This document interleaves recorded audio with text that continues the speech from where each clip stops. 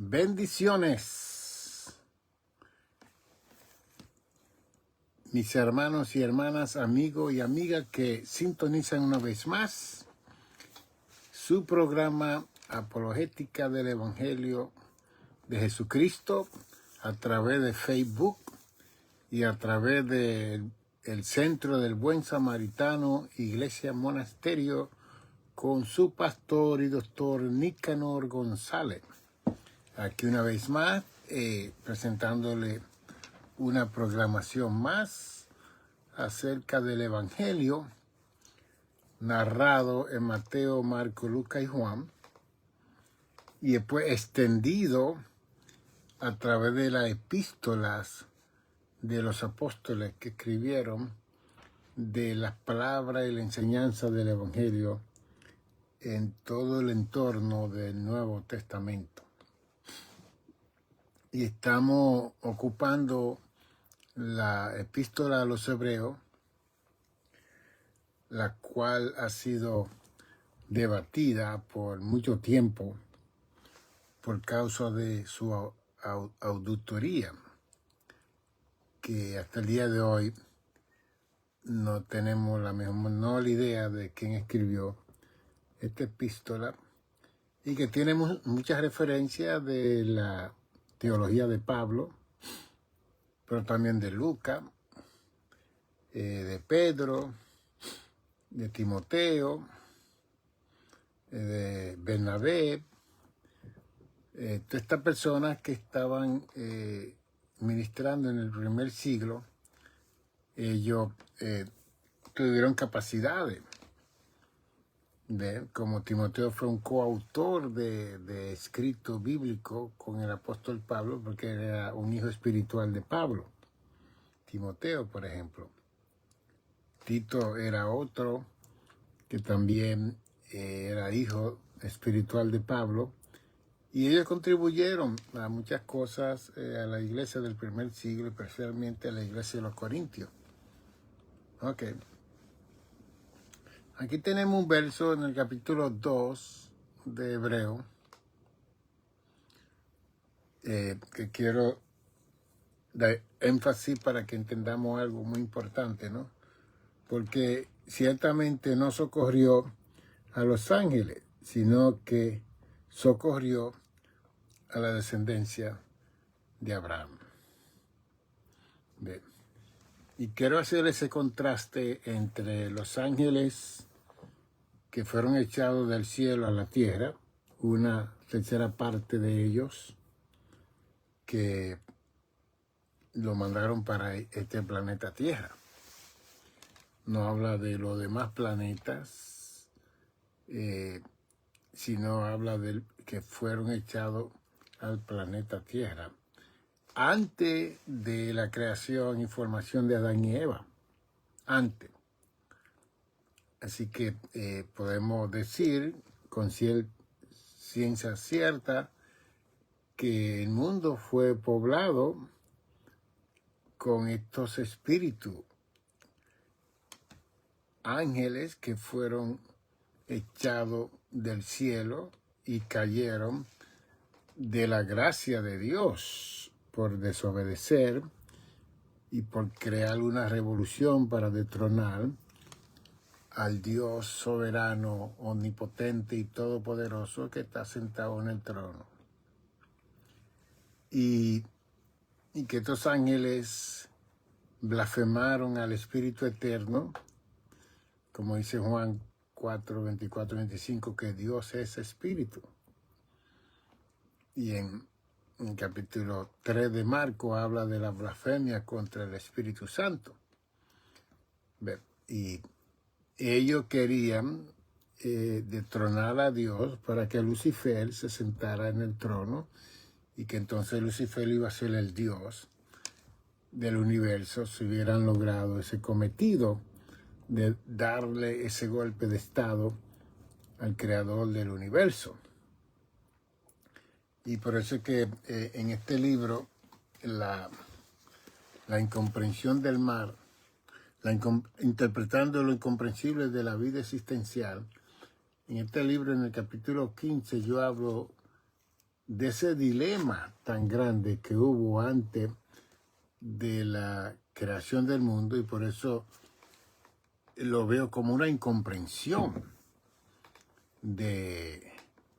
en todo el sentido de la palabra, que el ser maravilloso y glorioso que Dios había creado, que fue el sello de la perfección allá en los cielos, se haya rebelado contra Dios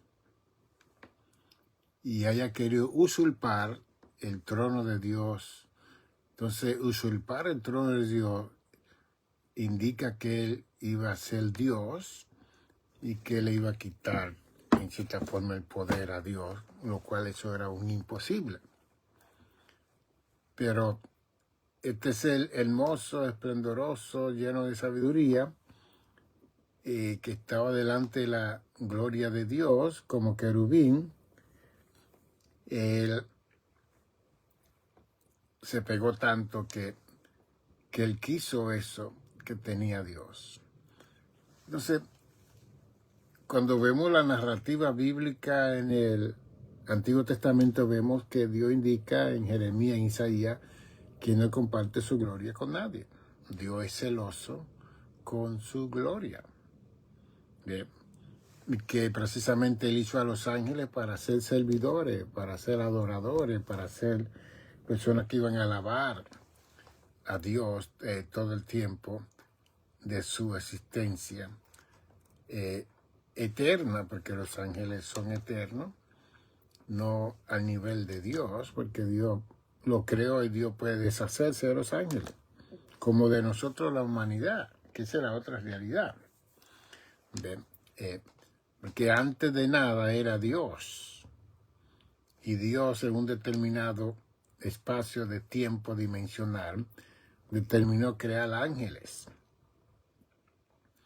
Y dentro de esa creación de ángeles determinó crear un ángel llamado Lucifer, el hijo de la mañana, el sello de la creación, el sello de perfección, y lo llenó de gloria y de hermosura y de todo, pero no era para que él se rebelase contra Dios, no era para que él usurpase el trono de Dios, no era para que él quisiese ser como Dios. Entonces, en este libro yo presento, es una incomprensión. Eso no está en la comprensión de la mente humana. Y aún yo escribiendo, no hay respuesta para conocer. Lo conocemos por escrito en Isaías 14 y Ezequiel 28.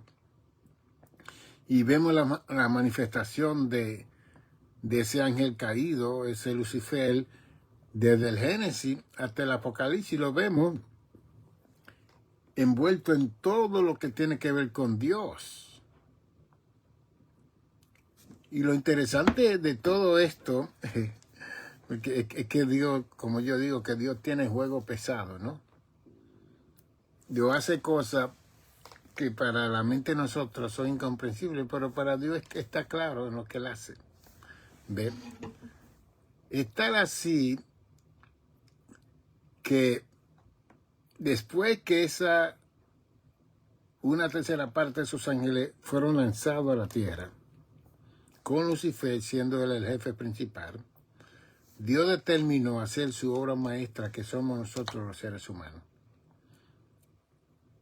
Y Dios determinó usar el polvo de la tierra, como dice Génesis 2:7, para formar a Adán y después soplar en él aliento de vida para que Adán fuese un ser viviente. Y después determinó sacar una costilla en Génesis 2, 22, 23, de Adán para que saliera Eva. Y luego que eso no eran los nombres de ellos. El nombre de Adán era Ish, que salió del pueblo de la tierra, y el nombre de Eva era Isha. Después en el capítulo 3:20, Adán dice, el nombre de mi mujer será Eva, porque ella es madre de todos los seres vivientes. Pero es otro tema que podríamos tratar en otro momento. Lo que le estoy diciendo es que aún sabiendo Dios que había una tercera parte de ángeles caídos llenos de maldad, de rebeldía, de rebelión, que habían blasfemado y pecado contra Dios.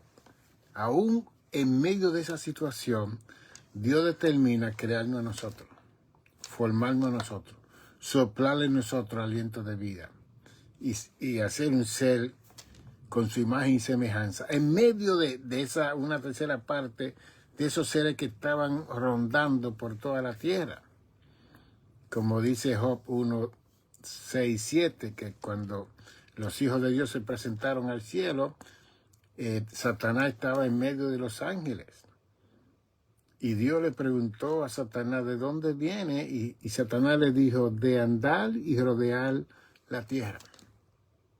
¿Ven? Así que él andaba y rodeaba la tierra.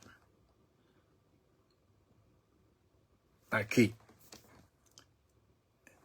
Entonces la incomprensión que ocurre es ese debacle, esa crisis, ese conflicto cosmológico, yo le llamo, fue un conflicto cosmológico allí en los cielos, se trajo para la tierra, porque entonces todos esos seres se unieron juntamente con Lucifer para hacer caer a Adán y a Eva, que también tenían libre voluntad para decidir si servir a Dios o servir al mal, o comer del árbol de la ciencia del bien y el mal. Entonces, el hecho de que eso ocurrió en los cielos, y entonces después aparece Adán y Eva en un estado de inocencia completamente desnudo. Ellos estaban desnudos y no se avergonzaban, como dice el verso 25 de Génesis 2. Estaban desnudos y no se avergonzaban. Y después del capítulo 3, Adán y Eva buscan hoja de higuera para cubrir su desnudez. Igualmente Eva y Adán y Eva, porque se le abrieron los ojos del mal. Mientras no había mal, Adán y Eva estaban desnudos en el huerto del Edén, con los 4 ríos que había en ese huerto, y ellos disfrutaban y tenían sus relaciones y todo lo más normal. Eran inocentes completamente. Y la inocencia de Adán y Eva fue tan grande que cuando ellos se acercaron al árbol de la ciencia del bien y el mal, la serpiente antigua se acercó a ellos en medio del árbol y comenzó a hablar con ellos. Y la inocencia de ellos hizo que ellos hablaran con la serpiente. Y yo estoy seguro, a ciencia cierta, que hasta el día de hoy lo vemos, Dios no le dio facultad a los animales, a los reptiles, ni a nadie, ni a los monos, a hablar como hablan los seres humanos. Y Adán fue el hombre más inteligente de esa época porque él le puso los nombres a todos los animales. Hasta el día de hoy tienen esos nombres. Adán se los puso.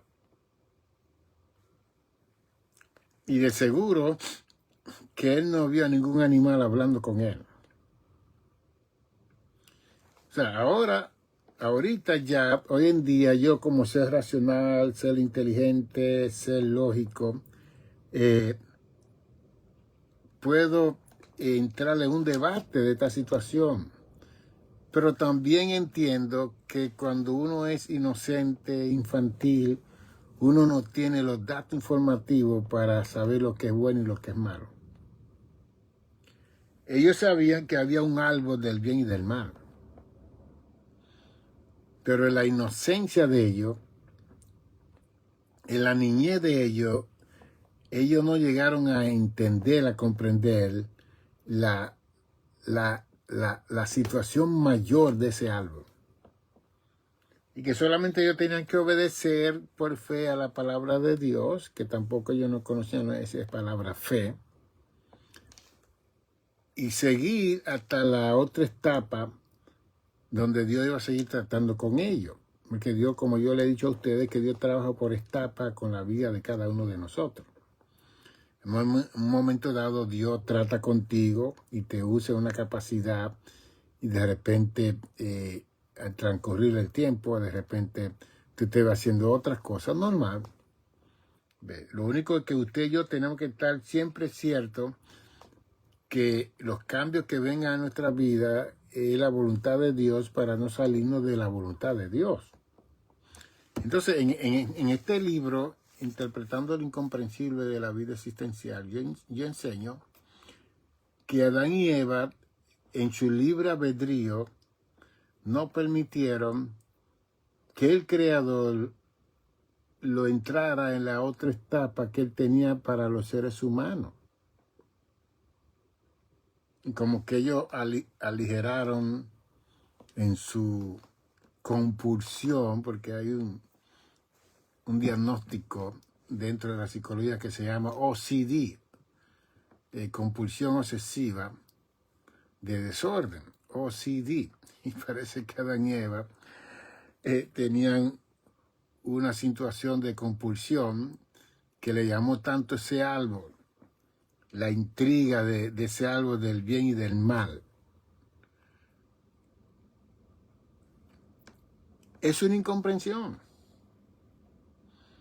Usted no le puede decir a un niño, por ese cuarto usted no puede entrar. Usted no puede decirle eso a un niño. Especialmente si ese niño va a estar rondando por esa puerta todo el tiempo. Y ese libre albedrío que tiene ese niño le va a dar la idea qué es lo que hay detrás de ese cuarto, que mamá, que papá no quieren que yo abra esa puerta. Es la misma situación de la inocencia de Adán y Eva. ¿Por qué el Creador no quiere que comamos de ese fruto? ¿Ves? Porque entonces Dios le dio claro que ese árbol era del bien y el mal, de la ciencia del bien y el mal. ¿Ves? Amén. Y entonces ellos decidieron tomar de ese fruto en su estado de inocencia, que es la misma situación de los niños. Cuando los niños son inocentes, que no saben el bien y el mal, van a hacer siempre todo lo que les viene en su mente, con sus manos, con sus pies. Y por eso es que a los niños hay que atenderlos 24/7. Sin embargo, Adán y Eva fueron personas que Dios creó y formó con una capacidad de inteligencia que tenían la imagen, la parte racional, la parte lógica de Dios en ellos, y la semejanza que era la parte espiritual de Dios en ellos. Entonces, la incomprensión está que Adán y Eva no tuvieron la capacidad de saber que había una tercera parte de ángeles caídos del cielo aquí en la tierra que estaban haciendo el mal. Ellos no sabían. Y yo lo digo con cierta que ellos no sabían. Por eso es que hoy en día nosotros, seres racionales, que sabemos el bien y el mal, podemos condenarlo a ellos y juzgarlo a ellos. ¿Por qué ellos no hicieron esto y esto y esto? Vamos a perder el tiempo en ese debate ideológico de lo que debió de ser y lo que no debió de ser. Bien. La idea es, si Adán y Eva tenían la conciencia de que los animales no hablaban, y de repente viene una serpiente, porque la Biblia dice en Génesis 3 que la serpiente era el animal réptil más astuto que todos los demás, más inteligente que todos los demás animales que había en el huerto del Edén. Y entonces le llamaron la serpiente antigua porque Satanás es la serpiente antigua.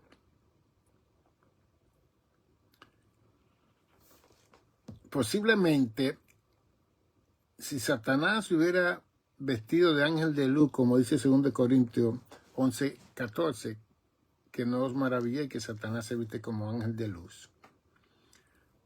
posiblemente hubiera visto una reacción diferente de Adán y Eva, porque ellos estaban acostumbrados a la presencia de Dios que venía todos los días en el aire, en el huerto del Edén, para ellos hablar con Dios. Bien. Pero vino Satanás camuflajeado como una serpiente antigua y comenzó a dialogar y a conversar con Adán y Eva. Que ellos estaban a los dos juntos ahí. La gente se cree que era Eva que estaba ahí. No, los dos estaban juntitos ahí. Adán codició el árbol y Eva codició el árbol, simplemente que Eva comió primero y si le dio a su esposo, él estaba ahí al lado de ella. No podemos echarle la culpa a las mujeres, que fueron los que incurrieron en el pecado. No, Adán estaba ahí. Adán estaba ahí. ¿Qué podríamos decir? Adán y Eva podían detener la conversación y decirle a la serpiente, danos un tiempo para seguir hablando contigo. Queremos consultar con el Creador Dios. Todo hubiera cambiado. ¿Por qué tú estás hablando? Podría decirle Eva o Adán, ¿por qué tú estás hablando? ¿Usted tiene la capacidad de hablar? ¿Quién le dio a usted la capacidad de hablar? Todos los animales del huerto, ninguno hablan. Bien, vamos a consultar con el Creador. Y hubieran dejado la serpiente antigua ahí. Consultan con Dios, de seguro Dios dice, no le escuchen. Y quizá posiblemente le hubieran revelado que ese ser que estaba ahí era Lucifer, el querubín que se rebeló contra Dios y que vino al huerto del Edén a hacerle daño a la obra de Dios. ¿Ve? Todo eso hubiera ocurrido si ellos hubieran tenido un espacio de tiempo, como hicieron los hermanos de Berea cuando Pablo fue a la isla a predicar, que le dijeron a Pablo, dan un tiempo para escudriñar lo que tú estás hablando, a ver si es verdad, y después volvemos. Pero ellos no hicieron eso. Adán y Eva, al contrario, el texto dice que el árbol era codiciable para alcanzar sabiduría. Entonces, la sabiduría aquí era conocer el mal. ¿Qué problema ese? No era para conocer el bien, era para conocer el mal.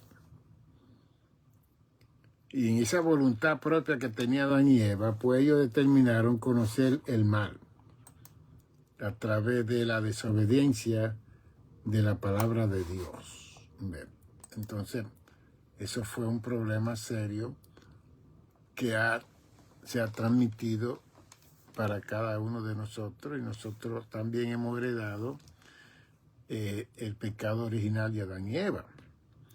Pero que eso está dentro de una incomprensión. Nosotros no podemos comprender y entender esa situación del cielo, del huerto del Edén.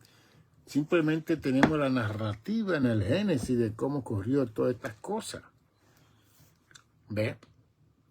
Entonces, podemos preguntar, pero ¿cómo Dios permitió eso? Que este ángel, este querubín, se llevase una tercera parte de los ángeles y lo confundiera para ellos unirse como un ejército para derrocar, dar un golpe de estado al Dios creador del cielo y de la tierra. Todo eso es una incomprensión. ¿Ve? Y hay muchos que tienen un montón de preguntas de cómo fue que ocurrió todo esto. Entonces leemos a Hebreos 2:16 que dice, porque ciertamente no socorrió a los ángeles, sino que socorrió a la descendencia de Abraham. De que ahí nos está indicando que Cristo no vino para salvar a los ángeles caídos. Cristo no vino para predicarle a los ángeles caídos. Cristo no vino para morir por los ángeles caídos. Él vino a morir y a salvar a la descendencia de Abraham, donde descendemos todos nosotros.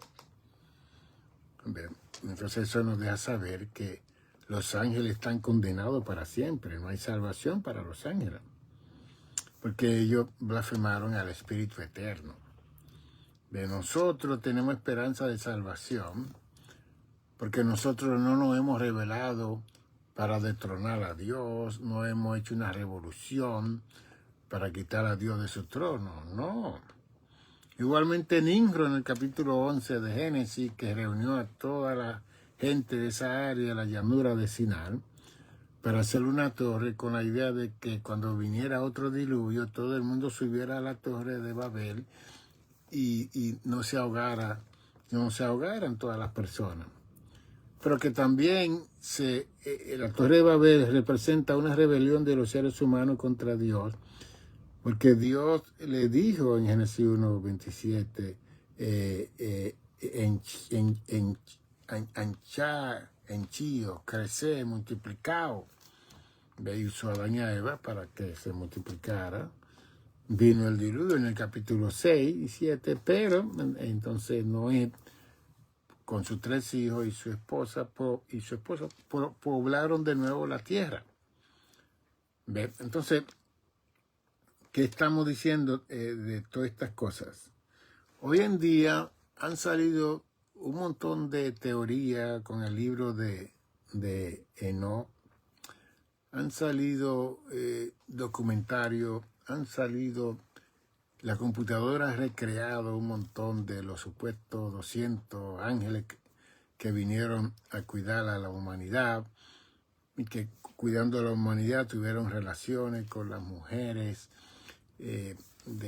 antediluvianas y después nacieron gigantes. Tanto esa teoría que se presentan. La Biblia sí habla que los hijos de Dios se unieron con las hijas de los hombres y nacieron gigantes.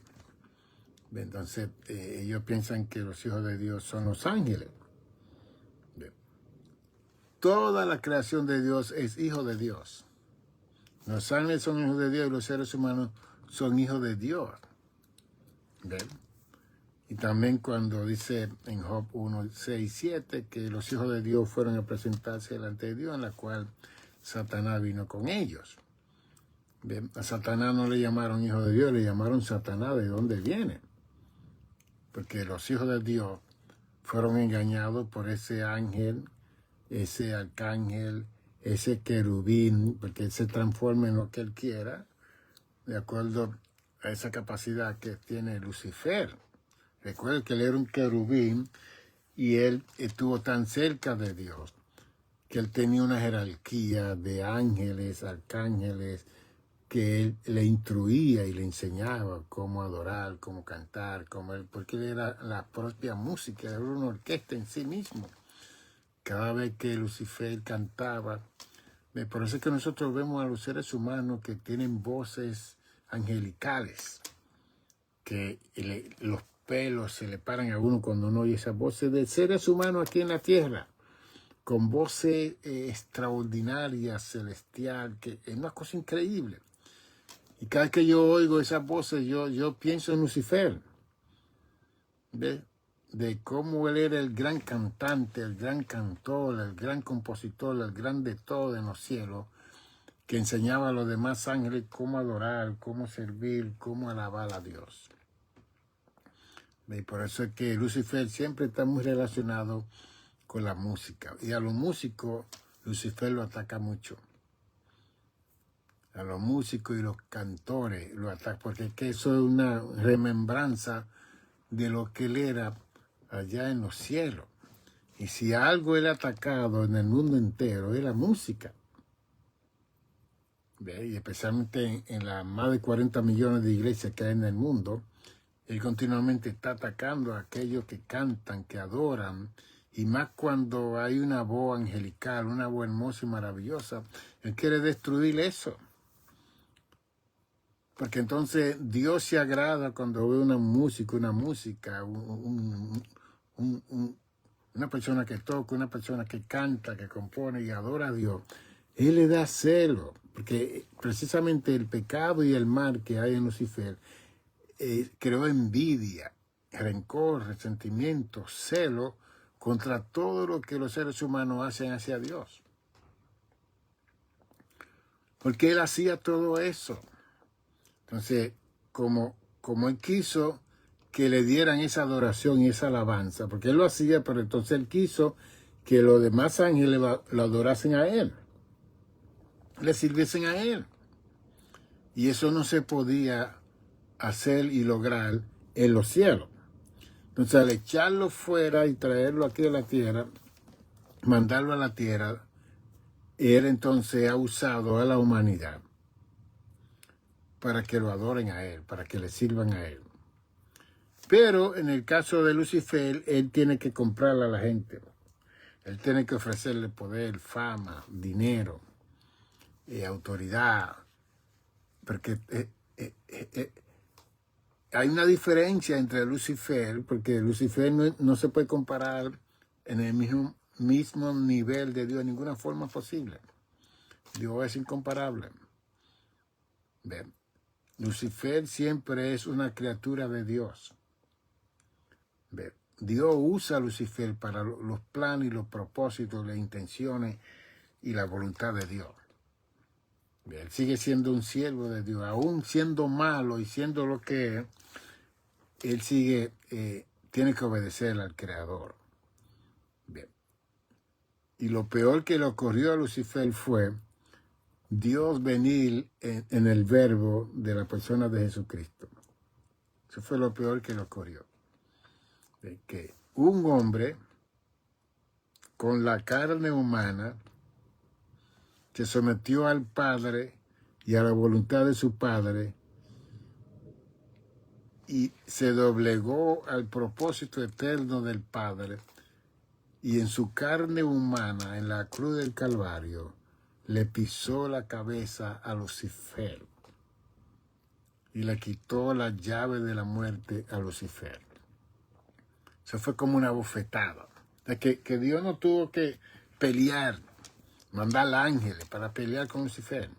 Él vino y entró en un vientre de una virgen llamada María por 9 meses. Y nació en Belén de Judá y se crió en Nazaret.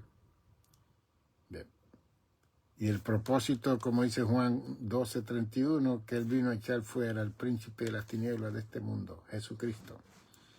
Y él vio a Cristo crecer, lo vio actuar, lo vio manifestarse, pero él estaba confuso, no sabía si era el Hijo de Dios, si no era Hijo de Dios. A los 29 años, casi 30 años, es que Satanás se confronta, Lucifer se confronta con Cristo en el desierto, cuando Cristo sale de su ayuno y oración de 40 días, y lo primero que le dice a Cristo en Mateo 4:4, Lucas 4:4, si eres hijo de Dios. Que aún Cristo naciendo en el capítulo 2 de Lucas, los ángeles viniendo, los magos viniendo del otro lado del mundo, él viendo toda esa manifestación de este niño, él, porque la sabiduría que poseía Lucifer en los cielos cuando se rebela contra Dios fue confundida. Todo lo que hace Lucifer siempre tiene un déficit de confusión. Ya él no está claro con lo que hace. Pero es que cuando nosotros estamos atacados y siendo atacados por la fuerza del mal, usted va a triunfar si usted conoce lo que yo le estoy diciendo. Espere el momento donde él va a fallar. Espere el momento donde él va a fracasar. Ahí se necesita la paciencia, como dice Gálatas 5:22. El fruto del Espíritu es paciencia.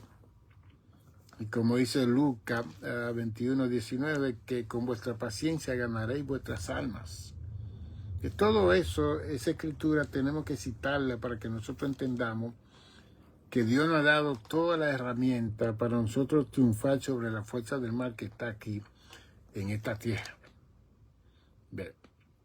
Que la iglesia es el lugar donde cada uno de nosotros va a tener ese conocimiento y ese entendimiento de que existe esta situación en la tierra y que nosotros somos la obra maestra de Dios. Y como dice Hebreos 2:16, que Él vino a socorrer a la descendencia de Abraham.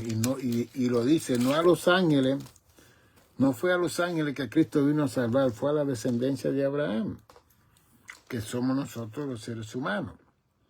¿Ven? Sí. Entonces, amén. Muy difícil la paciencia.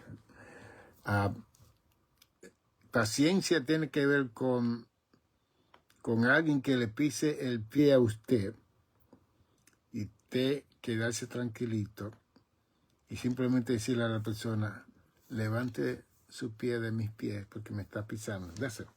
Tener la paciencia para que eso ocurra. Pero es un fruto del Espíritu que no es de nosotros, eso es Dios que lo da a cada uno de nosotros.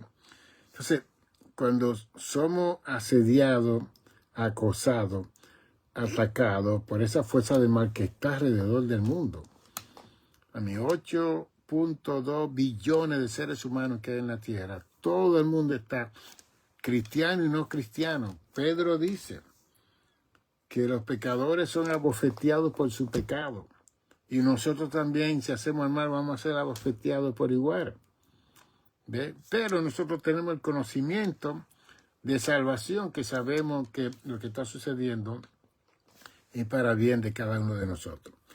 Entonces, leímos en Hebreos 2:16 y ahora leemos en Hebreos 4:16 que dice, acerquémonos pues confiadamente al trono de la gracia para alcanzar misericordia y hallar gracia para el oportuno socorro. O sea que Cristo vino a socorrer a la descendencia de Abraham. Y aquí nos dice en hebreo que nos acerquemos confiadamente al trono de gracia, que vamos a ser socorridos. ¿Ven? Y como alguien encontró que en toda la Biblia hay 365 veces no temas, yo estoy contigo. De que cada día hay un no tema, yo estoy contigo. Es una cosa hermosa que Dios nos ha dado a nosotros. ¿Ve? Entonces, toda la promesa que Dios ha dado para todos los que servimos y amamos a Dios, es para que nosotros estemos alerta, estemos ciertos de que siempre vamos a alcanzar la victoria, que siempre vamos a tener la victoria. Que el único poder que tiene Lucifer contra nosotros es el poder que nosotros le permitimos a él contra nosotros. ¿Bien? Si usted dice que no, él no puede obligarle, no puede acosarlo, no puede tomarlo por el... No, usted dice que no, usted no, entonces cumple la voluntad de Dios. Entonces esos seres angelicales que se convirtieron en diablos, en demonios, en todo el mal, están operando, como dice Efesios 6:12, ¿no? Nuestra lucha no es contra sangre ni carne, sino que es principado, potestad. Entonces, principados son fuerzas. Principados, potestad, son autoridades, gobernadores de la tiniebla. Ahí Efesios 6:12 nos presenta una jerarquía de un sistema de gobierno organizado que está en contra de nosotros, la humanidad. Y que nosotros como iglesia tenemos que tener cuidado cuando nosotros citamos la Escritura. Porque una potestad y un principado y un gobernador de la tiniebla no va a estar atacando a un recién convertido, a uno que no conoce la palabra, a uno que todavía no ha llegado a ser un discípulo, que es un creyente, que es un cristiano, pero no ha llegado a ser un discípulo. Entonces, esa jerarquía Dios permite, si quieren atacarnos, Dios lo permite, pero es de acuerdo al rango que usted tiene. A nosotros los pastores son generales que nos atacan de 5 estrellas, principados, potestades, gobernadores, que nos atacan a nosotros. No son cabos, ni tenientes, ni rasos, ni capitanes, son la jerarquía mayor que vienen a atacarnos a nosotros. ¿Ve? Y tienen sus planes estratégicos y van a persistir. Porque la otra parte, Pedro nos dice a nosotros que los ángeles son más fuertes que nosotros en potencia. Él no lo dice claro, que los ángeles son más fuertes que nosotros en potencia, pero no en autoridad ni nada, simplemente que son más fuertes que nosotros, porque así es que son ellos, de esta forma.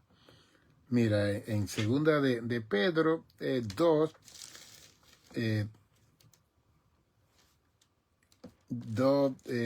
11 dice, mientras que los ángeles que son mayores en fuerza y en potencia, no pronuncian juicio de maldición contra ellas delante del Señor. Entonces, Pedro está corrigiendo a la iglesia.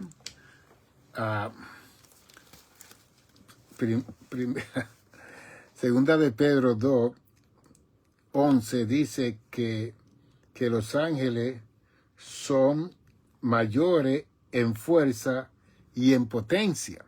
De mayores en fuerza y en potencia, porque los ángeles pueden ir a Puerto Rico en 1 segundo. Pueden ir a la India en 2 segundos, porque esa es la capacidad que tienen. Ellos son espíritus. Ellos no son como nosotros, que estamos fragmentados, localizados, ubicados. Para yo ir a la República Dominicana, que tengo que tomar un avión y estar 3 horas y más. Un ángel piensa y de repente se encuentra en uno de los pueblos de la República Dominicana, en Ecuador, en Sur o Centroamérica, en África. Entonces, Pedro lo presenta que son mayores en fuerza y en potencia. También ellos tienen potencia. Recuérdense el ángel cuando vino Senaquerí, que quería destruir a Israel. Recuerdan, un ángel vino. Un ángel vino y mató 185,000 asirios en una noche. Un ángel. Un ángel.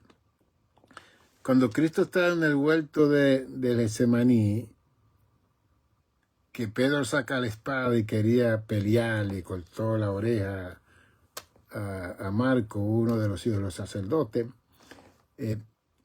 Cristo le dijo, si yo quiero, mando 12 legiones que vengan a defenderme. Cristo habló de las 12 legiones. Y 12 legiones para aquel entonces eran 72,000 ángeles. Perdón. 72,000 ángeles, porque una legión constituía de 2,000 a 6,000 soldados romanos. Por eso es que el endemoniado gadareno, cuando Cristo los reprendió, salieron 2,000 demonios que entraron a los cerdos, y 2,000 cerdos se tiraron por el precipicio porque se sintieron tan incómodos de estar llenos de demonios que los cerdos quisieron la muerte. Y hay un montón de seres humanos, sí, que están posesionados y ellos no tienen la conciencia de esa fuerza que lo domina y lo controla. Un ángel matando 185,000 asirios, uno solo. Por eso es que la reina Isabela decía, allá en Inglaterra, que ella no le temía a los ejércitos que venían contra Inglaterra, que ella sí le tenía miedo a un hombre y una mujer que estaba de rodillas en un cuarto orando al cielo. Dice que ella le tenía más miedo a una persona de rodillas que todo un ejército que viniera. Tremenda declaración, ¿no? Entonces la idea es que Cristo vino a salvar a la raza humana, como dice Lucas 19:10, porque el Hijo del Hombre vino a buscar y a salvar lo que estaba perdido. Entonces, en hebreo no confirma que Él vino a salvar a los humanos y no a los ángeles. Los ángeles no tienen perdón de Dios. Es tal así que cuando yo escribo este libro, de los 11 que he escrito, y hay otro libro que tengo aquí en la computadora de 427 páginas que se llama Nosotros somos la obra maestra de Dios. Estoy colectando ofrenda de dinero para mandar ese libro a Amazon para publicarlo. Ese libro está bien interesante. En inglés y en español lo queremos publicar, pero hay que mandar algunos $10,000. Entonces, estamos recaudando fondos para eso. Mire, Cristo, al venir a la tierra, el interés de él fue salvar a la humanidad. Cristo no le puso tanta atención, sí, Juan 3:17, porque Dios no vino a condenar al mundo, sino para que el mundo fuese salvo por medio de él. Ok, es un buen punto. Entonces la idea es, si Cristo vino a salvar a la humanidad, no le puso tanta atención como la iglesia le está poniendo a Satanás y a los demonios. Porque hay iglesias que le dan culto a Satanás sin darse cuenta. Lo adoran sin darse cuenta con los coros, con los cánticos, con la bulla y el ruido que hacen, porque a él le gusta todo eso para él entrar, para que nadie lo vea.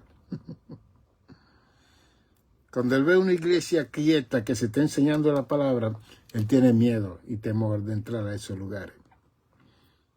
Especialmente cuando se está disertando lo que es la palabra y descubriéndolo. Porque en estos libros que yo escribo, este libro en específico, hacia una teología de acción y reflexión pentecostal, aquí yo desenmascaro toda esta fuerza del mal que hay aquí en la tierra. Y la fuerza del mal fue tan grande contra mi familia y mi vida, que mire lo que ha sucedido conmigo, que no le gusta que hablen de él de ninguna forma. Y aunque yo me he retirado del trabajo pastoral, yo voy a abrir mi boca. Y si él me la corta, pues yo voy a hacer el lenguaje científico y olvido lo demás. Cada persona que determina desenmascarar la fuerza del mal aquí en la tierra va a tener graves de persecuciones por la fuerza del mal. Pero la Escritura dice que más son los que están con nosotros que los que están en contra de nosotros. Y yo siempre cito el Salmo 27, 1, 2 y 3. Jehová es mi luz y mi salvación, ¿de quién temeré? Jehová es la fortaleza de mi vida, ¿de quién he de atemorizarme? Cuando se juntaron los malignos contra mí para comer mi carne, ellos tropezaron, porque ellos andan en tiniebla. Por eso es que ellos tropiezan. Yo ando en luz, y la luz resplandece en medio de las tinieblas. Ellos tropiezan porque la sabiduría de ella está confundido. Y David reconoció eso. De ellos tropezarán. Aunque un ejército acampe contra mí, no temerá mi corazón. A mí, esos 3 versículos del Salmo 27, y estamos hablando de David viviendo en la ley, haciendo esas declaraciones, por favor. Por favor, nosotros que tenemos todo el equipo, toda la artillería, todos los dones y todos los frutos y todo el bautismo de poder y las lenguas, mire hermano, eso es para que la iglesia, cuando caminemos en la tierra, caminemos como un poquito más alto del lugar donde nosotros estamos caminando, con todo lo que Dios nos ha dado a nosotros. Pero es que Dios, si nosotros nos perdemos, Dios nos va a condenar de verdad a nosotros, porque es que Él ha abierto los cielos para la iglesia. Imagínense lo primero que Cristo establece en Mateo 16, 18. Sobre esta roca edificaré fundamental. Voy a establecer mi fundamento sobre esta roca. Cristo es la roca. Y la puerta del diablo, del infierno, del mal, no prevalecerá contra ella. Entonces, estas son las cosas que nosotros tenemos que estar enseñando. Quizás no está predicando tanto, enseñándole a la gente y enseñándole los textos bíblicos. Porque a veces que nosotros estamos predicando y hablamos tan rápido, la gente no capta nada. Hay que sacar tiempo para hacer el didaqueo, para ser maestro, para enseñar a nuestro pueblo. Yo sé que todo el mundo dice, vamos a gozarnos al templo, ok, después que te goces, ¿qué? Y cuando vengan los problemas y las dificultades y Satanás se levante contra ti y estén atacando ¿qué tú vas a hacer? ¿Qué tú vas a citar?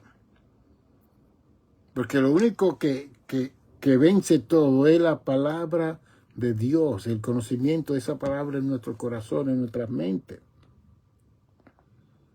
Bien, por eso es que Romanos 12:2 nos dice, no conforméis a este aeón, a este sistema, a esta forma de vida, sino metanoia, transformados por medio de la renovación de vuestro entendimiento.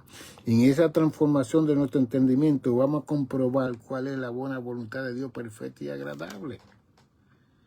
Yo le estoy diciendo a ustedes que en Hebreo 2:16 dice que Cristo vino a salvar la humanidad. Y que cuando había un demonio, él lo echaba afuera y seguía caminando. Cristo no se quedaba ahí. Aún el endemoniado gadareno, que estaba desnudo en los cementerios, que todo el mundo le tenía miedo, cuando Cristo llegó a esta ciudad, el demonio reconoció, la legión reconoció quién estaba ahí. ¿Por qué viene a atormentarnos antes de tiempo, hijo del Dios Altísimo? ¡Wow! Eso fue tremendo, ¿no? Qué encuentro de Jesús. La cosa es que Cristo liberta al endemoniado gadareno que tenía más de 2000 demonios. Y es rápido le dice eso, yo quiero irme con usted. Y dice, no, quédate aquí, ve a los tuyos y testifica. Ay, había sido yo. No, quédate aquí en el templo, vamos a hacer un video y vamos a sacar Facebook y tú vas a testificar porque esto se va a ir viral y aquí va a entrar dinero. Oiga, nosotros estamos mal. No, Cristo lo liberta y dice, ve a los tuyos y testifica. Los 10 leprosos querían ser limpios, que vayan caminando y preséntense al sacerdote. No hizo hojas sueltas, no lo predicó, no lo puso en periódico. Nosotros estamos mal, la iglesia. Cuando todo es dinero y todo es... No. Por su fruto nosotros seremos reconocidos con la vivencia de vida cristiana para nuestra comunidad, nuestros vecinos y todo el mundo que nos conoce a nosotros. Ok. Entonces, si Cristo vino a socorrer a la humanidad, entonces en el capítulo 4 de Hebreo, él dice que nos acerquemos confiadamente al trono de la gracia para alcanzar que misericordia y hallar gracia para el oportuno socorro. Porque nuestra vida va a ser una vida socorrida por el cielo todo el tiempo. ¿Ve? Todo el tiempo el cielo viene siempre a socorrernos a nosotros. Si somos pastores, si somos evangelistas, si somos misioneros, si somos maestros, si somos cantantes, si somos músicos, el cielo siempre va a estar socorriéndonos a nosotros. Siempre va a estar ayudándonos a nosotros. ¿Ve? Entonces, mientras estemos aquí en la tierra, Dios sabe, ¿sí? Dios sabe lo que nosotros somos. Dios sabe que somos polvo. Dios sabe que nuestra vida, dice el Salmo 90, son 70 y los más robustos son 80 años. ¿Ve? Entonces hay gente que tienen 50 años, que ya le faltan 30 o 40 años para vivir y ellos están haciendo planes para yo no sé qué. ¿Y cómo nosotros podemos utilizar el poquito tiempo que apenas vivimos? Nosotros muchas veces vivimos segundos delante del cielo porque el Salmo 90 dice que un ayer para Dios son como 1000 años. En 2 de Pedro 3:8 dice que un día para Dios son como 1000 años. Y a veces que nosotros estamos aquí en la tierra y que creemos que no vamos a morir, que el mal, la enfermedad no nos va a alcanzar, que vamos a estar para siempre. No, hay que hacer planes. Hay que organizar nuestras vidas. Por ejemplo, si usted tiene casa, tiene herencia, comienza a hacer testamento. Yo he tenido pacientes que han tenido familias que se han matado por una casa. De que mientras recibimos el oportuno socorro, la bendición de Dios, la gracia de Dios, es para tener capacidades para nosotros aprender a vivir un poquito mejor en este planeta Tierra. Para evitar todos esos dolores de cabeza, como dice María Ibeliz. De evitar todas esas situaciones que vienen a nuestras vidas por la falta de conocimiento, por la falta de entendimiento del texto bíblico, del texto sagrado. Hay una fuerza del mal, pero esa fuerza del mal no va a afectarnos. Porque en Lucas 10:19 Jesús dijo, os doy potestad.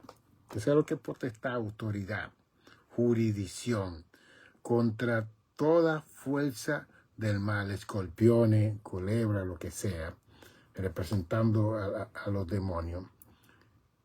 Y nada os dañará. Qué increíble esa promesa. Lucas 10:19, léalo.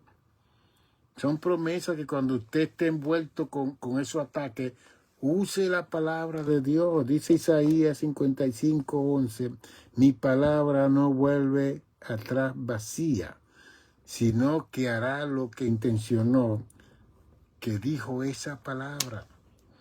Y como dice el número 23:19, que Dios no es hombre para que mienta, ni hijo de hombre para que se arrepienta. Él dijo y no hará. Él dijo y no hacerá. Uno usa todo eso. Usted lee la Escritura. Yo sé que estamos yendo muchos predicadores, mucha predicación, pero no hay mucha enseñanza últimamente en nuestras congregaciones donde nosotros estamos. Todo el mundo quiere brillar, todo el mundo quiere brincar, todo el mundo quiere hablar rápido, todo el mundo quiere saltar por los bancos, todo el mundo quiere hacer. Nadie quiere sentarse así como Jesús se sentó en el monte, del sermón del monte, y comenzó a hablar lenta, pausadamente, y habló de Mateo 5, 6, 7, y ahí estableció la esencia del sermón del monte. ¿Ve? Entonces, sí está bien, hay momentos que nos inspiramos y brincamos y saltamos, pero eso tiene su momento, su tiempo. Usted no puede estar con un high pitch. Un cantante no puede tener una voz alta el cántico entero. Va modulando, va bajando, va subiendo. Cuando usted aprende el arte de la homilética, de predicar, se habla de que usted tiene una voz modulada. Quizá la suba un poquito cuando menciona el tema y después vuelve de nuevo al nivel de voz. Y si usted es un hombre y una mujer que conoce que el micrófono es la extensión de su voz, usted no tiene que estar gritando. Como dice Isaías 42, que mi siervo no gritará ya. El siervo de Dios, Jesucristo, él no gritaría, pero nosotros, aún con los micrófonos, y sube la bocina que no me oye, una cosa increíble, la gente explotándosele los tímpanos, y después, hermano, ore por mí que tengo dolor en el oído, seguro. Nosotros creamos la enfermedad y después oramos para que Dios sane la enfermedad. Es un lío que Dios nos ayude. Entonces, la idea es que, como yo le he enseñado a ustedes, que Cristo predicó en los evangelios algunas 119 veces, pero enseñó 205 veces, dando el énfasis que la enseñanza es más poderosa que la predicación, porque la predicación se usa para la proclamación del evangelio. Pero inmediatamente que se proclama el evangelio y la persona confiesa a Cristo, como dice Romanos 10:9, y de que si confesares con tu boca que Cristo es el Señor y que Dios le levantó de los muertos y creyere, será salvo. Dos cosas, creer y confesar y creer. Entonces, después que la persona confiesa, entonces comenzamos a discipularlo. Como dice Mateo 28:19, id y hacer discípulos. Así que Cristo le dio énfasis al discipulado, porque el discipulado es el que va a hacer la voluntad de Dios, el que va a salir, el que va a evangelizar. Los creyentes simplemente están sentados todo el tiempo en las congregaciones, criticando a todos aquellos que están al frente haciendo, porque el que está sentado no comete errores, el que comete errores es el que está haciendo algo. Y siempre va a ser criticado. Entonces, cuando esos que están sentados comienzan a hacer cosas, todo el mundo va a hablar de ellos también.